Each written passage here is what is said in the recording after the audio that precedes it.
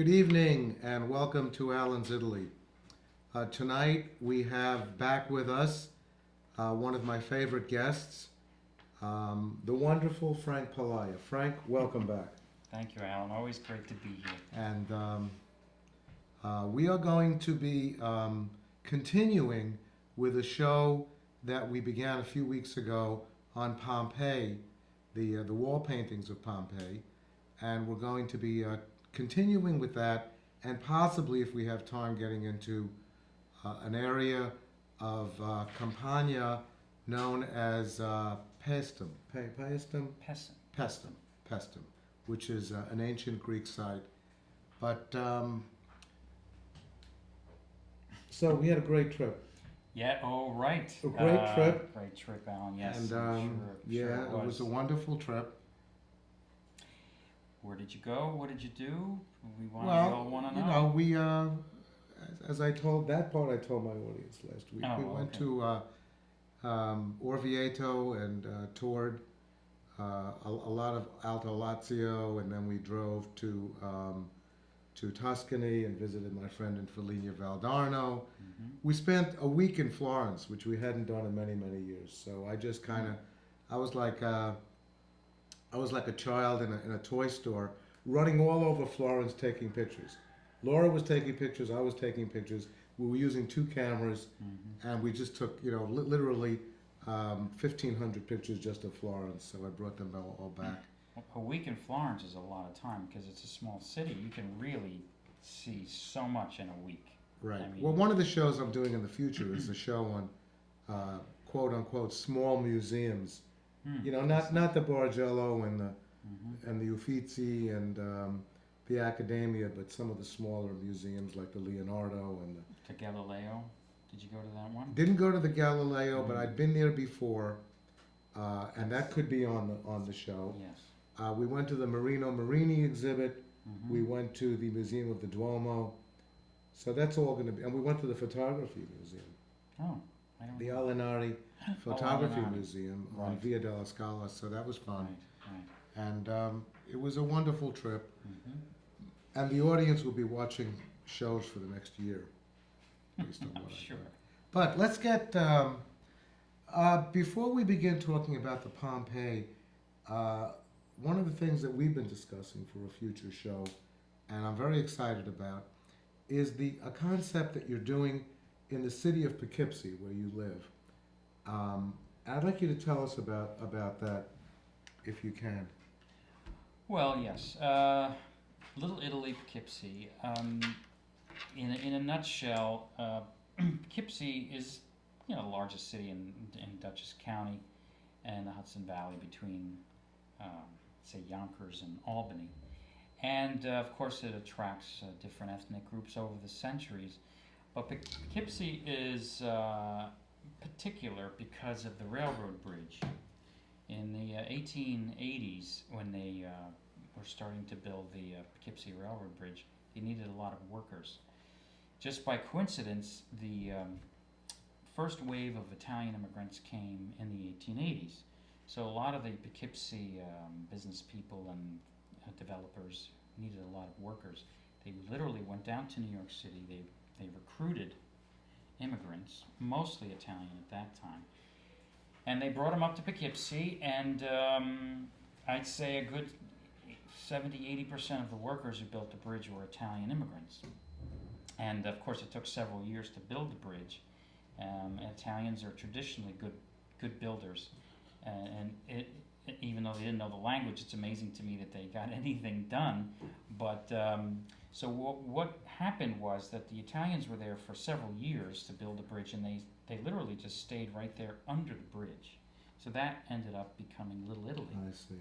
Because they just, the sheer volume of Italians right there all the time. So you had kind of an instant Little Italy in a way.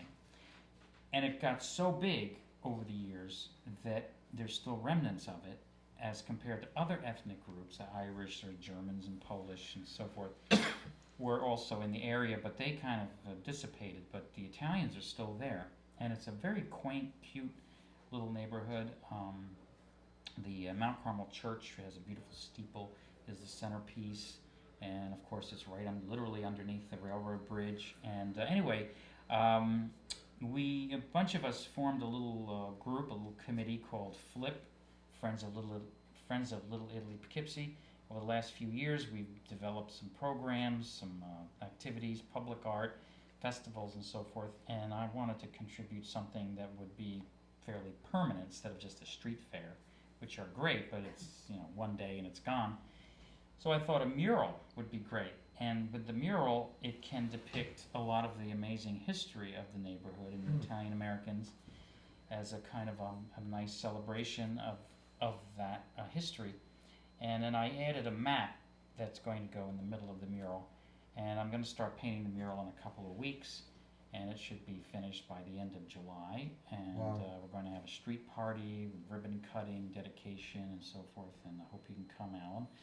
Maybe we can Right. film it and Right. put it on the show. Well, so what date is that? Well, it should be finished the end of July. I'm shooting for July 27th. Right. somewhere Okay. in So there. we'll put that down on our calendar, Yeah. and we should come down for the ribbon opening. The ribbon cutting, Mhm. and we'll do. I think we should do a whole show on Poughkeepsie Little Italy. Terrific. There's a lot of Be Italian great. images. Actually, there are some great architectural buildings there that are designed by very famous Italian-American architects that have buildings in New York City. There's famous sculpture from the Piccirilli brothers. I'll explain that later. And some terrific restaurants and delis and pastry shops, and it's a cute little neighborhood, and you'll see. It's a very nice place. So, and you can also visit later on after the mural is finished if you can't make it to the ribbon cutting. So, Well, I think we should try to do that. okay. I think we should try to Great. do that. Okay. So tonight's show. So tonight we are going. When Frank was here last, we began talking about not just Pompeii, but the area of Pompeii which is restricted away from the average tourist. Because I've been there twice, Right. and I never saw any of these images. So this is Yes. an area that's kind of restricted. We don't know exactly why, but I guess they don't want to show everything to everybody. I'll tell you why. Oh, you just figured it I out. figured it out. Excellent. Because if you notice, when you go to Pompeii, of course you can go anywhere on the outside, temples and arenas and sculpture, that kind of Right, thing. yeah. Then you can go to the Villa of the Mysteries, but it's fenced off. You really can't get up Yes. close. I was lucky when I was there last, when I took these secret photographs of the secret rooms. Well, they're not secret photographs, but secret rooms. I was right up to them. I mean, I could. There weren't even any guards around. I was kind of surprised. Right. I mean, we were all professional people there. The group was professional. We had professors and scholars who were leading the tour, and my wife was one of them, Eve Domber, and of course I was there too. And I think that's why they're off limits, because you can really just walk through these Roman homes that if hordes of people were going through, they would just ruin the Yeah. fresco. They'd scratch their name in, Right. and all that silly stuff. Graffiti and who knows. So so that's, I think, why they were secret and off limits to the general public. So that's I figured it out. Okay, well, good. But Okay. no one told me this. But it's just common sense, basically. Right. Yeah. So, I thought that a good time to do Paestum would be at a time when we were doing Pompeii, for the reason that Pompeii is an ancient Roman site, Mm-hmm. and Paestum started out as an ancient Mm-hmm. Greek site. But let's first Right. And it's in the general same same vicinity. area as Same I'm going to area. show in a moment. Right. Here's Mm-hmm. the map of Italy, of course. There's Naples down there, Right. right over here. I hate to do this, but I'm doing it. Campania. This is the Campania area, Mm-hmm. and this is Capri off this. Here's Salerno. Salerno is just north of Paestum. Paestum is right down here, right down there. So here's the map that I showed last time, which is a map of that whole area Mm-hmm. with the Bay of Naples and the Amalfi Coast. You can see Pompeii with Vesuvius pounding away there. Mm-hmm. And there's Paestum right down there south of Salerno. We'll come back to that in a few moments. And again, this is Pompeii. This is a recreation of what Pompeii looked like during the, it was destroyed in 79 AD, so this is what it looked like in the first century AD, just before the destruction. Mm-hmm. And it was a very beautiful city. I was looking at these Yes. pictures the other day, and just beautiful. And I guess the houses in the middle here Mm-hmm. were the wealthy houses. There's a prosperous seaside city, and completely just perfectly painted, with just covered in murals and frescoes. I mean, if you took just one of those sections, it would be like the Getty Villa here. I mean, it would be a big deal. But here, look how many there are. The whole town looks like that. So it's a very prosperous town.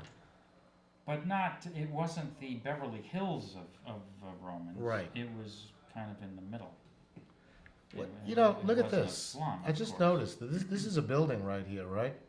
Yes. And this looks like a garden on the roof. Yes, it is. So that's quite amazing. Well, no, that's not the roof. I think you're looking. What am I looking at? You're looking through down. Am I the into the building cortile or itself? The courtyard. Oh, okay. It's just it looks like that, All but I don't think they'd have that on the roof. Okay, so this is Pompeii Yeah. before the destruction. There's another view of it, and this is the view of the Forum Mhm. with the temples around it and so on. But here we go back. We're back where we left Right, off? that's my photo of one of the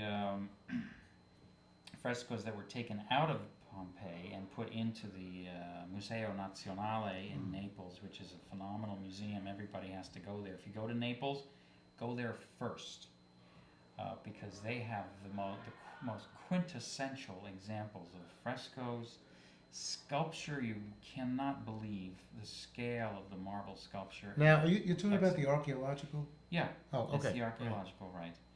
And but they have everything in there. They have mosaics and pottery, glass. It's not just frescoes and sculpture. When Laura and I went to the Amalfi Coast area, we had one more day to go, and she said, "Well, I'd like to go to Capri."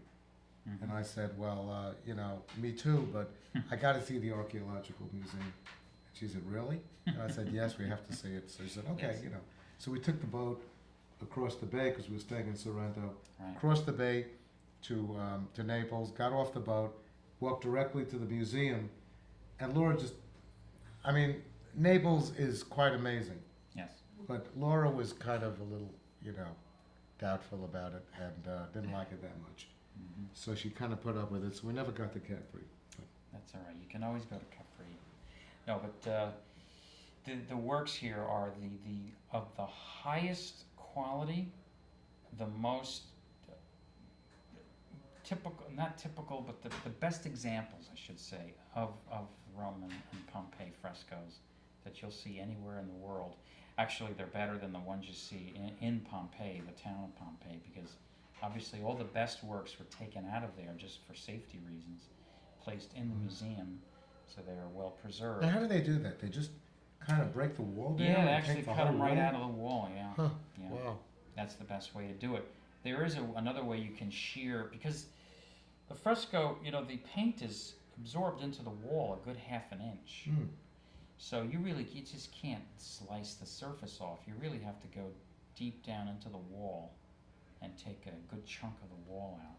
Hmm. It's quite an operation, and of course you don't want to crack it and bend it. So it's a very, very tedious ordeal, but it's the only way you can do it if you really want to preserve them. The colors are very fresh and bright, as you can see. They're still very, very, very intense, and of course they haven't been touched or anything. They might have been cleaned a little bit, but they haven't been coated. You don't do things like coat them with varnish or wax or any of that, because that would just ruin them, and there's no need for that anyway.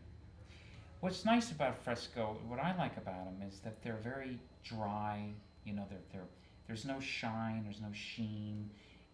You can see the raw color. No matter which angle you look at the fresco, the color is always the same, because there's no reflection, there's no glare, and just pure color, pure pigment right into the wall. Look at the design on the right side. That's so beautiful. Okay, let's move on. Yeah, we saw these last week, and the colors, as you can see, those reds are just the richest you've ever seen in your life. Just incredible and very complex. There's 4 stages of Pompeii paintings. There's stage 1, 2, 3, and 4, and the higher the number, the more complex the style is, because as years went on, they got better and better at painting. And so they could include more like perspective, more decoration, more detail, more color variation, more levels, more complicated compositions. Like this is a kind of complicated composition. What is going on here? I'm looking at this. Any ideas? There's like a head there. What is that?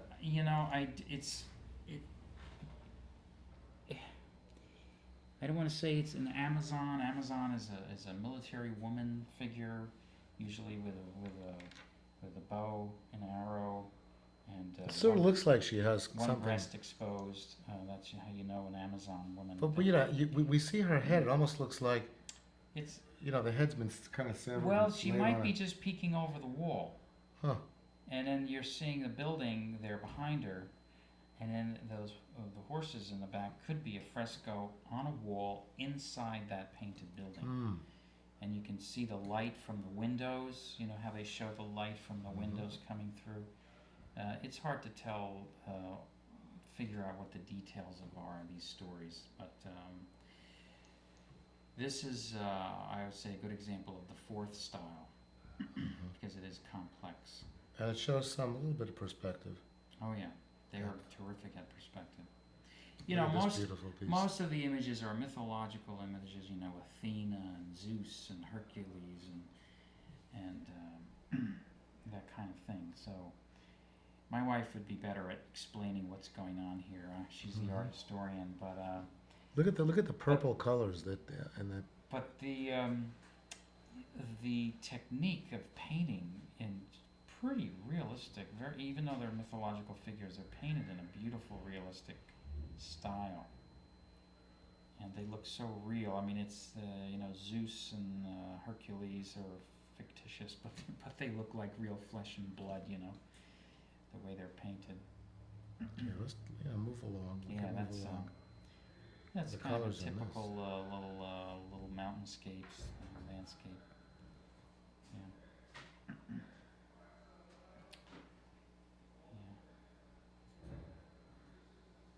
You can see when they're cut out of the wall, they put nice heavy frames on them, so they basically look like a framed painting on canvas, but they weigh about a ton maybe, or half a ton. Yeah, I'm gonna go back to this for a moment. This looks like an outdoor scene, and I once read that Sure. in many cases,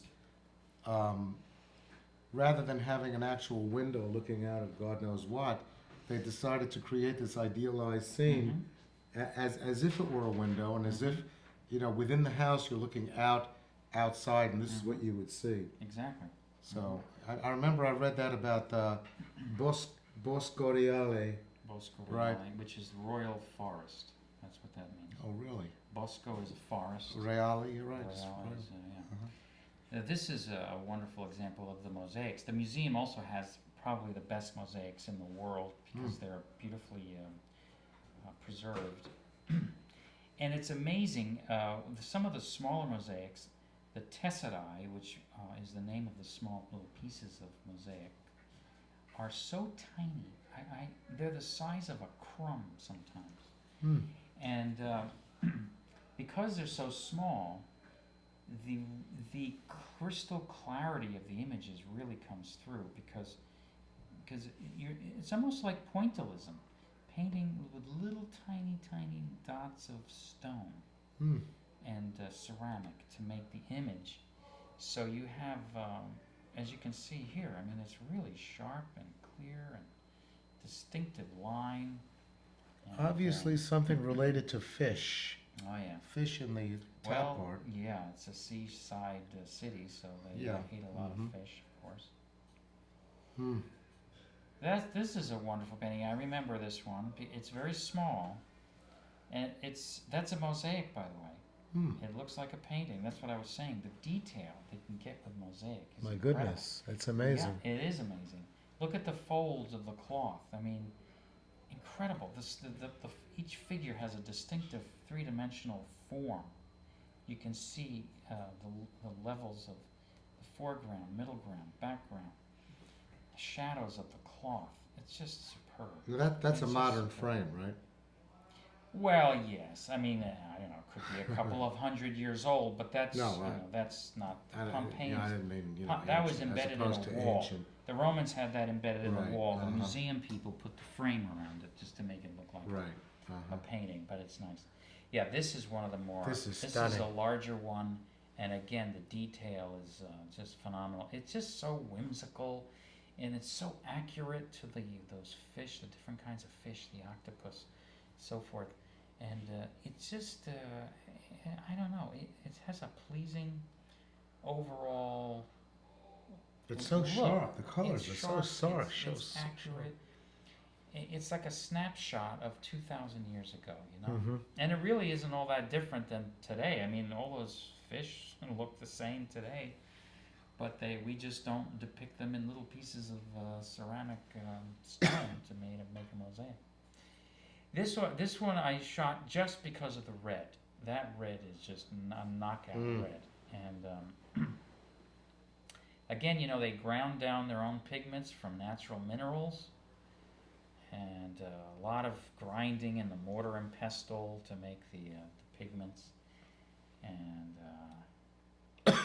yeah, look at that. Similar. And these are not photoshopped, by the way. I mean, these are really the color. It's just incredible.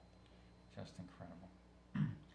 This looks like the. These are from the secret rooms, by the way. These aren't. Right. This is These are not from the museum. In situ.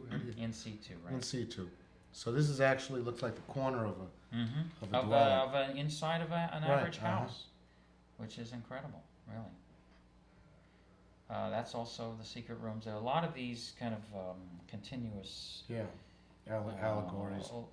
lateral narrative little vignettes that kind of go on and on all the way. You can see them at the bottom there. Okay, we're gonna start moving now because Sure, move we along, want to move along. move to Paestum. Paestum. So that's Right. Similar. Mm-hmm. That's a little more difficult to see. Yeah. That's a little dark, yeah. Well, there was not a lot of light. I didn't want to use a flash. Luckily, the guards weren't around, even if I did use a flash a couple of times. But you get that glare, which you don't really want. I was trying to shoot with natural light, so but they're, you know, they're not too bad. Not too bad. I wanted them to be kind of close to what they really look like in the real rooms. Because obviously they weren't really bright, you know. But you can still see the color. You The can reds still are see amazing. Yeah, that's a different red. That's a more of a Yeah. kind of a blood, ox blood red. I like the blues. You know, I Yeah, know the what you're blues saying are about great. the reds, but some of these Mhm. blues are really incredible. Blues are great. And then they have that deep ultramarine. Yeah, that's my favorite. One of my favorites. That's a small little area. That's maybe just 2 feet. That was another interior of a room with all those fish floating around. I mean, they just loved it. They just covered their houses with Covered images. their walls. Every square inch is painted. As you That's a can nice see. view of a house. Mhm. There you go. That's pretty well intact. Oh, yeah. there. That great perspective through the window. The architecture, little cherubs here and there. Mm-hmm. I'm thinking of making a book of just these secret rooms. Oh, You actually gave me absolutely. the idea. Absolutely. I'll put you down for a copy. Yeah, Wow, I look talked at what's about this going on last time. here. This again is an unusual thing. It's in the foreground is a painted room, and then behind it you can see the walls broken in the middle, and then above the top half is another room behind the first room, which is also completely I see. painted. I see. And it's just chock full of images, chock full. Yeah. Look at those That blues. The blue, blues yeah. really knocked me out. Mhm. That's black too. Some of the Right, rooms are entirely black. I think We're we'll back. give it until like Yeah. 5:30, and then we'll 5:30, kind of yeah. move on Mhm. to the next one, Yeah. because we're not going to have enough time to discuss Yeah. that. So I'll just kind of move, Yeah, you can move along. move along, just show the audience some of the pictures Mhm. here. That's not mine. That's not yours. No. Where did I get this I from? don't know. I must have move it on. I must have gotten these with I don't know what I did. Anyway, here we are. Here we are. So Yeah. I took these off the internet, and this is what Paestum looks like. At least two of the. Well, you want to talk about the history, or should I just mention a little bit about it here? You can, We have a Greek city going back to the 7th century BC by the name of Poseidonia, and it was a growing city. And there's no mention of it made in history until the 5th century BC. But in 273 BC, the Romans conquered this area. It became a Roman city, and it continued to prosper as a Roman city from the 4th to the 7th century AD. And then it was obscure until the 18th century, when they began to excavate the land. On September 9th, 1943, the Americans landed in that part of Italy.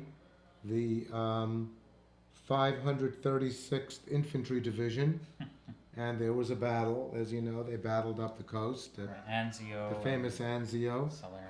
The site now consists of 3 Doric-style temples. It was surrounded by a defensive wall, which was 5 to 7 meters thick. And that's what I got off of that. That's Yeah. one of the views of it. Poseidonia is the Italian name, but Paestum is the Latin name. Right. Right. And I once read that the ruins of the temples in Paestum are the best preserved ruins, Greek ruins, outside of Greece. Yeah, I would say that. Although Not counting Sicily. Although Agrigento, has Selinunta Selinunta, right. is also very good. Agrigento and Agrigento. Selinunta. Yeah. So, go ahead. No, but I think this one is the Temple of Hera, I believe, and it's one of the 3. 2 out of the 3 have boy, the name just slipped my mind. Pediment? Pediment. Thank you. Pediment. The triangular. See, top. it pays to take courses. It pays to take courses. Right, and what's really nice, in a way, it's sort of like this whole site is sort of like the Disneyland of temples. Right. You know, they're sort of right next to each other. It's a very beautiful landscaped little area. It's right near the railroad tracks. The train leaves you right off, literally like 50 feet from this. And it's just a beautiful place to spend an entire day, have a picnic, take terrific photographs, and really get a sense of, you know, how it was like to actually walk around, you know, in the Greek times and Roman times, because you're right in there with these magnificent temples. Now we've studied some Roman temples throughout the past few months, and you'll notice I'm not sure if I have a comparison. I blew that one, but if you'll notice the columns in a Greek temple, they're much stockier than the columns in a Roman temple, because the ratio of the height based on the width is apparently not as not as large as that in a Roman temple. So these are not as graceful looking, these columns, as you would get in a Roman temple. Yeah, they're shorter, thicker, and they're tapered. As you can see, at the top is tapered. In fact, they're almost curved. They're not straight. Yes. I'm not sure why that's the case. I think it's just visual, and they look more pleasing to the eye when they're tapered at the top rather than heavy at the top. And of course, now remember the pediment and the frieze around the top there. That was all relief sculpture and painted. So this is sort of a shell of its former self. But even just in this condition, it's still quite beautiful. Also, access to a Greek temple is on all four sides, as opposed to a Roman temple, which only has access from one side. So you have to kind of walk through. Right, and it's symmetrical as well. This one. This is my photo, I think. Yeah, I remember. These are all your photos. Yes, at I this, remember from that this one. point I remember on. that family in the front of the. Do you really? Yes, I do. Because they were wandering. They were always wandering around all day in that little group, and sometimes I had to wait for them to walk by because I wanted to get the shots. Yeah, Laura does that too. We once waited 15 minutes Yes. for a street to be, empty of cars, so Right. she can get the perfect photo. But sometimes you want people in there because it gives it scale. Yeah. So Correct. in a way, I like the people there in this shot because you can see how big. What time of year was this? It looks like it's kind of warm. No one's wearing jackets, Well, it's summer. I don't know exactly. Probably July. and you have a perfect day. June. We could see June the or sky July. is really perfect. Yeah. Again, I'm going back to Yeah. the map, We don't need that. and you don't need that anymore. And there's No. Paestum down there, Let's look at the images. and Yeah. back to an overview hmm of the entire site. Now I see two of the temples. Where's the third The one? one at the bottom there, that's the Temple of Poseidon. That doesn't have a pediment. Right, so we were just looking at the one right up here. This is the one we were just looking Yes, that's Hera. at. Okay. The one at the bottom is Poseidon, the sea god, of Right. course. Mm-hmm. And there they are There's again. another view again of it. That's not mine. I didn't go Right. up in an airplane. No, you did not That's- go on an airplane. That's from I'm just the- giving the internet overviews. there. Yep, Yeah. yep. Yeah, that's a from the internet. nice shot actually. Yeah, you can see Yeah. how close it is to the water. Right. It's very close. Mhm. And now we're back to yours. Now that one I believe is the Athena, Temple of Athena. That's the third temple. This one's a little smaller, and it's not as well intact. It's got some pieces missing. But Excuse me. and again, they're all in a row. They're in a perfect row, parallel to each other. There's the Athena here is a little further away. The other two are next to each other, closer to each other, and so what's nice is that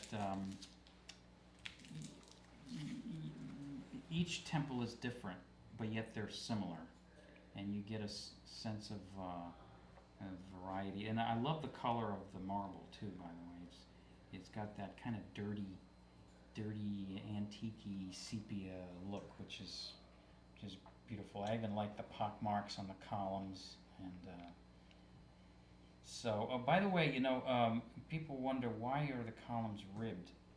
You see those ridges in it? Mm-hmm. It actually makes them stronger. It's more work because they all have to be carved. Now, Roman temples had marble around the columns, right? Are these is this These are marble. with or without the marble? No, this is marble. The marble is there. Yeah, it's all marble. Because very often from Roman buildings, they remove the marble. That's why we don't see a lot of the. What do you mean remove the marble? Well, it was concrete, and then a marble facing. Oh, well, Right? sometimes. They're not these. Yeah, no, this is not concrete. Yeah, that's another view of the same Temple of Athena. Yeah. Amazingly well preserved. Yeah. You can see the tapered column really good there. Mm. It's quite it's a severe taper because the columns are not that tall to begin with. So you have to make a quick taper to it really does look more graceful than if it was straight. And the Doric capital, which is the simplest style, versus the Ionic and the Corinthian. Right. Corinthian is the more elaborate one with all the leaves and then the Ionic is the one with the kind of curly, two curly cubes. Now, 6 columns across the front. I would assume that's a standard concept, right? Yes, it's all configured geometrically in the golden, what is it called, the golden rule, the golden triangle, or whatever it's called. The golden rectangle, right? Rectangle. It's all like I studied that in college. Fibonacci, number series, Mhm. double and triple, and they were just amazing mathematicians as well as architects and artists. So Beautiful views. yes, yeah. It was a really nice day. The light was beautiful that day. I was there. That's the same one. Yeah, I have so many shots from here. Yeah. And there were a lot of people around, but I managed to get some without the people. Yeah. So you have the 2 pediments are up, but of course the roof is gone. So there's Yeah. 13, I just counted 13 columns On the side. on the side and 6 in the front. That's odd, isn't it? 13. Mm. Wonder why. I'll bet there's something in that. Yeah. This is a different one, right? That's Hera. Because how many? That's Hera. Let's count the columns. 1, 2, again, Six in the 6 front. columns in the front. Yeah. And 1, 2, 13. 3, 4, 5, 6, 7, 8, 9, 10, 11, 12, actually 14 columns on the side. So I don't know about that. Well, here you're obviously showing a close-up on the pediment. That was one of my art shots. Yeah, I like the beautiful. 3 different textures, 3 different sections: the tree, the sky, the temple. Mm-hmm.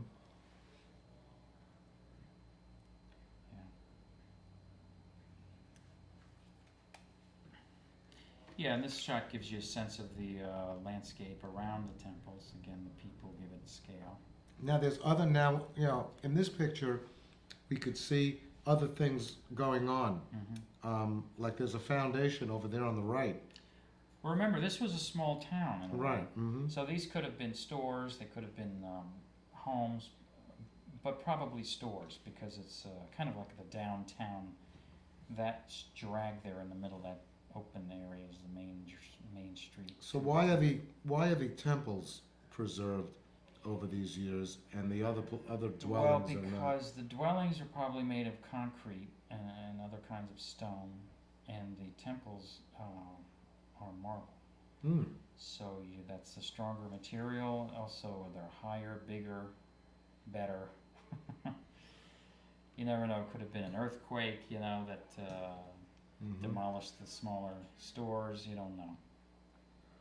But yeah, that one I wanted to show both in one shot so you can see that they're fairly close to each other. Mm-hmm.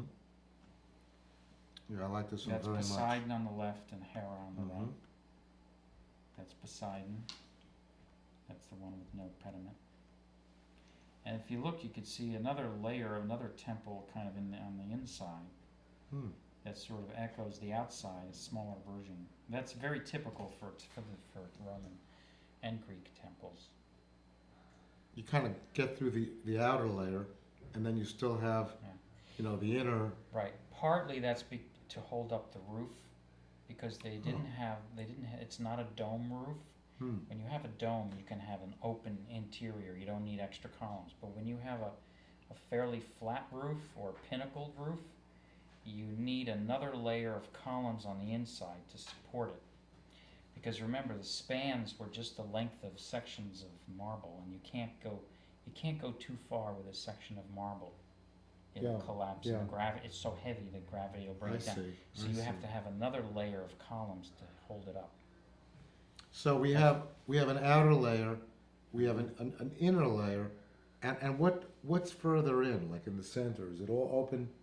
Is it all open in the It's center? open, and it's a rectangular section in the middle that's open, and that's usually where, for example, they might have an enormous sculpture of Poseidon, Right, right.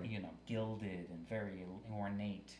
And Mhm. people would go in there, and there'd be other sculptures in there, and they're all hand painted. People forget that all that Roman and Greek sculpture was painted to look realistic. With the pubic hair and everything. So we Okay. forget about that. But yeah, and that's Hera. I think Hera's in the best shape of the three, Yeah. because you can still see the pediment and almost the roof, not the roof, but the upper part. That's a great shot. Yeah, that's a good one. Yeah. There's another view of Little the heart shot. of the Yeah, pediment. get a sense of the Doric capitals there. Right. I like these pictures. These are like very artistic. The sky is so beautiful. Beautiful. That blue. Whenever you see a blue sky and puffy white clouds, it means the humidity is low. I learned this in Las Vegas. In Las Vegas. Yes. Okay. Not Las Vegas. I'm sorry, Grand Canyon. Okay. The I'm happier to hear the that. guide than actually Las mentioned Vegas. that whenever you see a bright blue sky and puffy white clouds, it means the humidity is very low. Mm. Whenever you look up and the sky is kind of a whitish, hazy yeah. gray, it means that you've got a lot of humidity in the air. Well, you're Because very the water lucky. in the air is blocking the sun. You're blocking very the lucky. cloud. Very lucky So that's to not something be to here. know. See It you looks later. like a hot place. So of course this is, Italy is always nice weather most of the time. And you're pretty far south now. Yeah, South about of Salerno. 3/4 of the way down, or 2/3 of the way down from Right. from the north. That's That's a beautiful view. nice double shot of Mhm. Poseidon and Hera. They're amazingly similar. I mean, look at the texture of the columns and the condition of the columns. Yes. They're almost all identical. So, I guess they were built pretty much the same way, and they. Now that gate, they don't want the visitors to obviously go to the actual temples and. We couldn't walk inside really. I think one of them we could. I think it was Athena. We could go inside, Hmm. but these two. That would be very not frustrating. supposed to, yeah. I think you'd want to go inside those. Yeah, well, yeah. It's very peaceful. It's a beautiful area. I Is really it like an untouristy area? Well, they're tourists, but it's not mobbed. It's not like Disneyland or anything. It's just. Well, it's not like the Pantheon. We were in the Pantheon 2 weeks ago Sunday, and I never saw such crowds in my life. It's And I've been packed all to the some. time. Yeah, it's packed. I've been to It's- Florence and It's Rome. nothing like that. It's nothing like that. Yeah, I mean this is delightful Yeah, in my it is. opinion. It is. That's delightful is the right word. Yes. There's another view of it. I mean, it's not True. forlorn. That you feel like you're in the middle of nowhere. There are people around. I like but- that feeling though. Friends of ours, Rick and Sharon, Rick who's been on the show, went to a Roman site near Aqua Sparta or Aqua Pendente. I always get those two mixed up. But anyway, it's called Carceli. Ever hear of Carceli? No. It's a Roman site in kind of central Tuscany, Mm-hmm. and they said there was nobody there. They're just some ruins. I mean, it's not as developed as this, but Mhm. just some ruins. And they said that they were the only people there. And I just said, Nice. wow, Yeah, that's, that's nice too. that's a I great like it. feeling. Yeah. Beautiful, beautiful shots Yeah, that's a you good took of that. one. This is a really, I was looking at this before. You took this from, you kind of got down a little. And, Oh yeah, I mean where sort of like the main street used to be of the town. Mhm. Yeah, and must have been pretty beautiful little town when it was oh, yeah. it's intact. This is a similar view, but a little more colorful there. Mhm. Okay, and There's that same thing. the same thing again, the pediment with, But I like it. They kind of balance out that photograph. right. Yeah, Right. They kind of add a little something to the bottom left. Okay, so now, Yeah. now the road we're looking at is Yeah, the main, that's- that's the original road. Yeah, then that's a little more intact there. You can sort of get a sense of what it was like, and tree lined, of course. There must have been a lot more trees because that creates shade, which makes it nice and cool. Even in China, when I was in China, all the streets have continuous trees on both sides. Mm-hmm. People don't realize that China is a very hot country. I was there in July and it was 110 every day. Right. So, yeah. That's a beautiful shot. Yeah, and those people, I waited for them to leave, but I couldn't wait any longer. And I like the woman's red shirt, actually. Yes, yes, gives nice contrast And to that, the, the very dramatic tree there coming down. And, and they finally left. finally left. And there's a perfect shot, Mm-hmm. a really perfect Kind of view like a calendar shot. of that. Yeah, this one I think I over photoshopped. It's a little bit Oh. too yellow. I see, I yeah, got yeah. carried away there, Yeah, it it's so happens easy. to me also. Yeah, it's easy to do that. Beautiful. This is perfect. That one is about right. That one's. That's perfect about with the right. ruins in the front there. You Mhm. can get a good view of that. Mm-hmm. And Yeah. I see there's a little sign in the front there that explains it. Is that in Italian? That little It's sign right probably here. I'm talking about yeah, this it's one. probably English, Italian, and. Oh, really? Because sometimes it's only in and, Italian, No, they which is have always a English. problem. Here They- you got up real close. Yeah, here you can see the inner layer. The inner Mm, temple. mm. Yeah, that helps to hold up the roof. Yeah, there's the inner temple. Wow, you that's a see? great one. That's a great view. Yeah, if you didn't have that, the roof wouldn't stay up. So it wasn't Wow. an aesthetic thing. It was a. Here's a more distant view, Yeah. and Mhm. another view, Yeah. and yet another. I just threw them all in. I I thought your definitely- photography on this site was really stunning. Thanks. Yeah. So- Well, it's hard to take a bad photograph. Really, it's such a nice. And we're back to the beginning, so Oh, okay. that was quite nice. Thank you. Thank you you. very much. And you will be back. I believe our next show is going to be on the aqueducts. Aqueducts next, I think. Right, so this is a show that I've been really eager to do because I don't know very much about aqueducts. And aqueducts, of course, served as a very, very important source of fresh water going into the city, the various cities, but mostly the city of Rome. I believe there were 13 or 14 aqueducts. 11. 11 aqueducts. Thank Close. you. That's why I want you 11 here. aqueducts, more than any other city in the world. Right. Obviously, because the Italians invented the aqueduct and they built them by crazy, crazy building. It's very impressive. We have 10 minutes, or is this? Is my Not watch? No, really, okay. because it's now we kind of have to move on. Okay. But save it for. Okay. What do you want to say? Well, I was just going to do a little teaser about the aqueduct show. Okay, go ahead. Unless there's something else you want to talk about. No, I don't. I was just going to start the ending. That's pretty much it. So you want to But give it's a not little? 10 minutes. Well, I mean, we How like much to. time do you need? If you want to spend 2 or 3 minutes, 4 minutes. Well, okay. No, I just mentioned that Romans were amazing, incredible builders, Mm-hmm. and a lot of people are completely unfamiliar with aqueducts, even though the aqueducts were the largest things that the Romans built, bigger than the Colosseum, bigger than the Pantheon, and bigger than anything. They were literally miles long. miles long. And yet they're completely almost invisible. No one ever talks about them.